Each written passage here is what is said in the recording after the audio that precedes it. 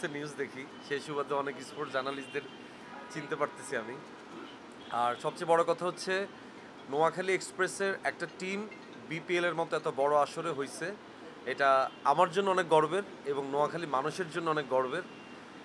আমি মনে করি এটা অনেক আগেই হওয়া উচিত ছিল, যেহেতু এত বছর পরে হয়েছে, তাও তো হয়েছে। তো এই আনন্দটা অন্যরকম।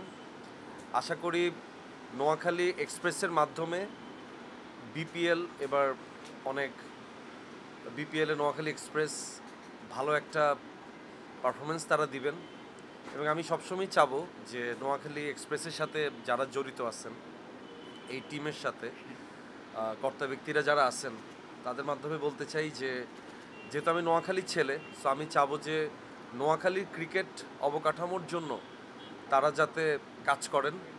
কারণ নোয়াখালীর ক্রিকেট অবকাঠামোর মধ্যে ছেলেপেলেরা যারা এখন ক্রিকেট খেলতেছেন তারা প্রত্যেকেই ভালো করতেছেন। তারপরে আপনারা যারা আসছেন, আমি চাই আপনাদের মাধ্যমেও নোয়াখালী ক্রিকেটটা অনেক এগিয়ে যাক, এই আশাবাদ আমি ব্যক্ত করি।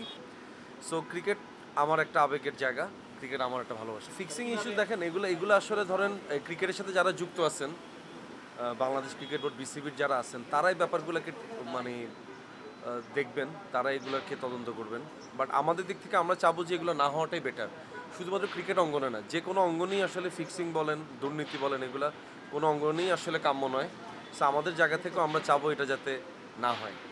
Thank you. এবং যারা ক্রিকেট উন্মাদনার সাথে সবসময় নিজেদেরকে শরিক করেন, তারা ব্যাপারটাকে পজিটিভলি নেবেন, নোয়াখালী টিমকে ইন্সপায়ার্ড করবেন এবং নোয়াখালী টিম থেকে এবার যখন আমাদের একটা ভালো আরও কয়েকজন খেলোয়াড় যখন বের হবে, তারা আলটিমেটলি কিন্তু আমাদের জাতীয় দলেই খেলবে। সো আমি চাই যে খেলাটাকে পজিটিভলি এনজয় করা এবং খেলাটাকে এবং খেলোয়াড়দেরকে ইন্সপায়ার্ড করা। খেলোয়াড়রা পারফরমেন্স ভালো করবে, খারাপ করবে, অনেক কিছুই হবে।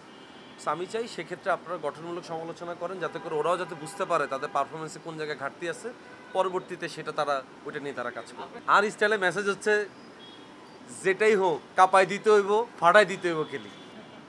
Thank you.